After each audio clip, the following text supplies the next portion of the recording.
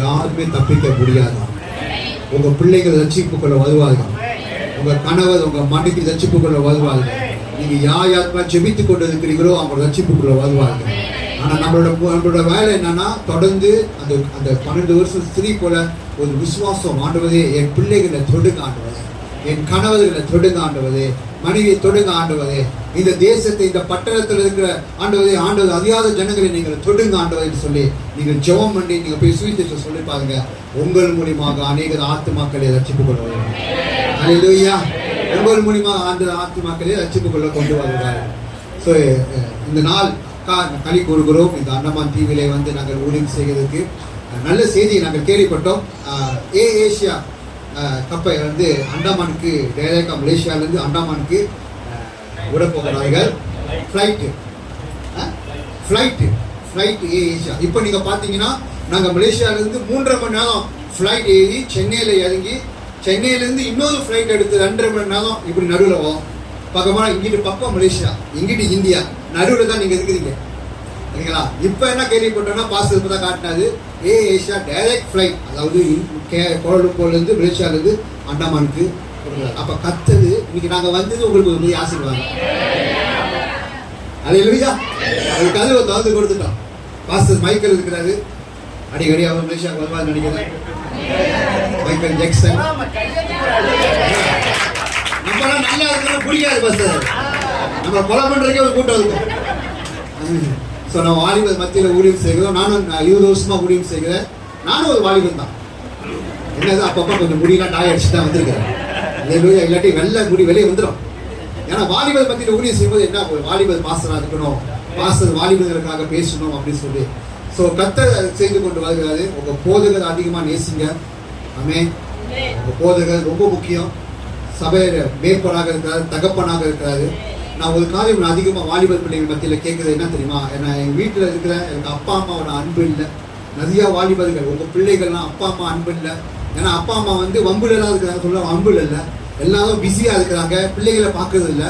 இன்னைக்கு நிறையா மலேசியா தேசத்தில் பார்த்தீங்கன்னா குடும்பங்கள் உடஞ்சி போய் கிடக்குது. பிள்ளைகள் ஒரு பக்கம் இருக்காங்க, அப்பா ஒரு பக்கம் இருக்கிறாங்க. அதே போல் சபையிலே பிள்ளைகள் அப்படியே அனாதை போல இருக்கிறது இல்லைங்களா? ஸோ நம்மளுக்கு தகப்பன் இருக்கிறது இயேசு. ஆமென். உன் தாய் உன் தகப்பன் கைவிட்டாலும் அவர் நம்மளை கைவிட மாட்டாரு. திக்கற்ற பிள்ளைகளுக்கு அவர் தகப்பனாக இருக்கிறாரு. அதுக்கப்புறம் நீங்கள் பார்த்தீங்கன்னா வீட்டில் நம்மளோட தகப்பனாக இருக்கிறாரு. சில வீட்டில் தகப்பனோட வேலையை செய்யறது இல்லை இல்லைங்களா? ஆகினால இன்னைக்கு நம்மளுக்கு இன்னொரு தகப்பன் கொடுத்துருக்காது, ஆவிக்குரிய தகப்பன். அல்லேலூயா. இவர் ரொம்ப முக்கியம்.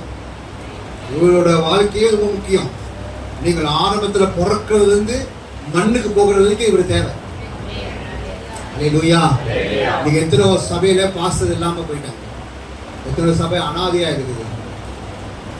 அதனால இன்னைக்கு சபையில இருக்கிற மேற்பதுகளை நீங்க தான் பார்த்துக்கணும், நீங்க தான் ஆசீர்வதிக்கணும். எப்போ பாஸ்டரோட பர்த்டே எப்போ தெரியுமா? எத்தனை பேருக்கு தெரியும்? கை தூக்குங்க. சொல்லாதீங்க, கை தூக்குங்க. 1 2 3 4 5. மற்றவங்களாம் இவர் பிறந்தான்னா பிறக்காம இருந்தாங்க, இவர் வந்தான்னா வராம இருந்தாங்கன்னா. எனக்கு ஜெபம் வேணும், ஜெபிச்சுட்டு போங்க. இன்னைக்கு அப்படிதான் நம்ம எதுக்கணும். அல்லேலூயா. அவரோட பிறந்த நாளை முதல்ல கண்டுபிடிங்க, கேளுங்க.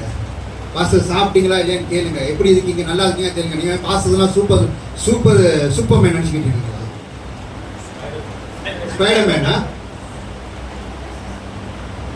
சில நேரத்தில் போதக நான் ஏன் இதெல்லாம் சொல்றேன் தெரியுமா? நான் ஒரு போதக, நான் 20 வருஷமா சபை நடத்துறேன். எனக்கு தெரியும் எத்தனை யூடாஸை நான் பார்த்துருக்கேன், எத்தனை தடவை எங்களை சிலுவையில மாட்டினவங்களும் பார்த்துருக்கேன். எங்களுக்குள்ள ஒரு திமிரு இருக்கு, அந்த ஆணையை பிடிக்கிட்டு கீழே இறங்கிடுவோம். ஆனா எங்களுக்குள்ள இயேசு இருக்கிறார். ஆமென். அல்லேலூயா. அப்போ ஒரு போதகரா இருக்கிறது சாதாரண ஒரு காரியம் இல்லை. நல்ல காரியங்களும் கெட்ட காரியங்களும் 24 மணி நேரம் கால் பண்ணும்போது அவர் என்னம்மா ஓகேம்மா, உங்களுக்கு ஜெபம் பண்றோமா, உங்களுக்கு இது பண்றது ஓடி போய் இருக்குது அவர். ஆமென். அப்ப நீங்க என்ன செய்யணும்? ஒரு சபையில இருக்கிறீங்களா, அவர் குடும்பத்தை சபையோட தேவைகளை நீங்கள் சந்திக்கணும். பாஸ்டர் ஒரு காரியத்தை அனௌன்ஸ் பண்ணாங்கன்னா உடனே ரெஸ்பாண்ட் பண்ணுங்க. ஓகே பாஸ்டர், நான் ஹெல்ப் பண்றேன். ஓகே பாஸ்டர், நான் உங்களுக்கு உதவி செய்யறேன். ஓகே பாஸ்டர், ஒன்று சேர்ந்து இந்த தேவ ராஜ்யத்தை கட்டுவோம். ஆமென். ஆண்டவர் வரும்போது இந்த சபையை ஆண்டவர் எடுத்துக்கொள்ளப்பட வேண்டும். ஆமென். அல்லேலூயா. அப்ப இன்னைக்கு உங்க போதகருக்காக ஜெபிக்க முக்கியம். எங்களுக்கு தான் ஆவிக்குரிய போராட்டம் அதிகம். உங்களை காட்டிலும் எங்களுக்கு தான் அதிகம். உங்களுக்கு என்ன பிரச்சனை? எங்களுக்கு தான் அதிகமா பிரச்சனை. நாங்க ஸ்ட்ராங்கா இருந்தா தான் இங்க புறப்பட்டு போகிற வார்த்தை ஸ்ட்ராங் ஆகுவாங்க. ஹல்லேலூயா. நாங்க பலமா இருந்தா தான் நாங்க தொடர்ந்து எங்களோட ஓட்டத்தை ஓட முடியும். ஹல்லேலூயா. அப்போ போதகரை அதிகமா நேசிங்க. அதே போல நான் ஒன்று சொல்றேன், பிடிக்கிறேன், உங்களோட பிள்ளைகளை அதிகமா நேசிங்க. பிள்ளைகள் என்னதான் நம்ம சொல்ற கெட்டது செஞ்சாலும் தவறு செஞ்சாலும் அது நம்ம பிள்ளைகள், நம்ம குழந்தைங்க. அது அழகாக அதுல ஒழுக்கமாக சில காரியங்களை கற்றுக் கொடுங்க. இந்த காலத்து பிள்ளைங்களாம், வாலிப பிள்ளைங்களாம் ரொம்ப வேற எக்ஸ்ட்ரீம்ல போயிட்டாங்க. மலேசியாலாம் வேற லெவல்ல இருக்கிறது, அண்டமான்ல இந்த அளவுக்கு இருக்கிறது இல்லை. வர ஒரு காரியம் நான் சொல்றேன், குடும்பத்தின் அன்பு குறைந்து போய் கொண்டு இருக்கிறது. ஒன்றா உட்கார்ந்து சாப்பிட்டு, சில பேர் பிள்ளைகளோட மனைவி புருஷனோட உட்கார்ந்து சாப்பிட்டு கூட ரொம்ப நாள் ஆகிவிட்டது. இன்னைக்கு குடும்பம் நல்லா இருந்தா தான் சபை நல்லா இருக்கு. என்ன பாச சொல்றீங்க? குடும்ப ஆசீர்வாதமா இருக்கிறோம். ஆமீன். குடும்பத்தில் ஏதாவது பிரச்சனை வந்துட்டா நம்மளுக்கு கவலை, ஐயோ பிள்ளைகளை கொடுத்து எல்லாத்தையும் கொடுத்து. ஆனா குடும்பத்துக்காக ஜெபிக்க மறந்துடாதீங்க. ஐயோ பிள்ளைகளே, ஆமீன். எப்படி தலைகீழே நின்று தேசத்துக்காக ஜெயித்தாலும் ஆண்டு அதை பார்க்க மாட்டாது. முதல் குடும்பத்துக்காக ஜெபம். சொந்த குடும்பத்துல சமாதானம் இருக்கணும், சொந்த குடும்பம் ஆசீர்வாதமா இருக்கணும். சொந்த குடும்பம் நல்லா இருந்தா தான் உங்களுக்குள்ள ஒரு சந்தோஷம் இருக்கும். குடும்பத்தோட சபைக்கு வாங்க. ஆமென். ஹல்லேலூயா. நீங்க இங்க இருக்கும்போது உங்க பிள்ளைங்க வீட்டுல தூங்கிட்டு இருக்க கூடாது, உங்க கணவர் மனைவி எல்லாம் வீட்டுல இருக்க கூடாது. நீங்க குடும்பத்தோட வரணும். ஏன்னா வரக்கூடிய காலத்துல இந்த அன்பு குறைந்து போயிடும், சபையில ஜனங்கள் குறைந்துருவாங்க. இப்பே முதலாவது தேவனோட ராஜ்யத்தையும் நீதியும் தேடுங்கள், அப்பொழுது சகலமும் உங்களுக்கு கொடுக்கப்படும். ஹல்லேலூயா. உங்க குடும்பத்தை நேசிக்கிறீங்க. ஹல்லேலூயா. அந்த நல்லவர். அடுத்த தடவை வரும்போது இன்னும் அதிகமாக சில காரியத்தை உங்களோடு கூட நாங்கள் பேசுகிறோம். இங்கே கொடுத்த அந்த வாய்ப்புக்காக பாஸ்டர் மைக்கேலுக்காக நான் நன்றி சொல்ல விரும்புகிறேன். பாஸ்டர் வினோத் மூலியமாக வந்திருக்கிறோம். நிச்சயமாகவே மறுபடியும் அந்தமான் தீவுக்கு நாங்கள் வருவோம். கர்த்தர் புதிய காரியங்கள், வாலிபர் மத்தியில் ஒரு எழுப்புதலை கர்த்தர் செய்ய போகிறாரு. குடும்பத்தின் மத்தியில் ஒரு ஒற்றுமையை கொண்டு வர போகிறாரு.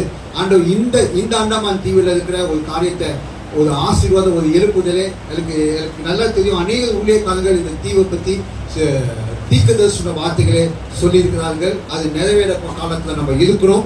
அது நிச்சயமாக நீங்கள் பார்ப்பீங்க. கர்த்தர் ஆசீர்வாதப்பதாக உங்களுக்கு கொடுத்த வாய்ப்புக்காக நன்றி.